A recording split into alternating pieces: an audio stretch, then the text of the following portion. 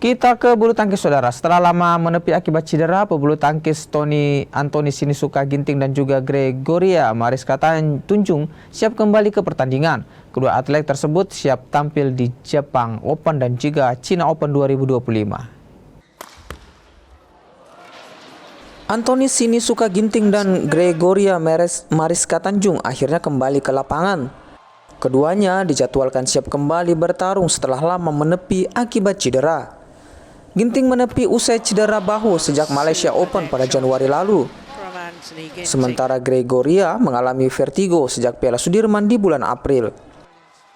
Kini keduanya siap kembali mentas di ajang kompetisi internasional. Keduanya siap mengayuh raket setelah serangkaian program latihan yang dijalani.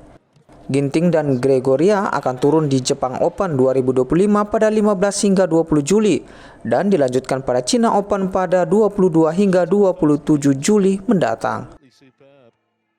Tim Liputan.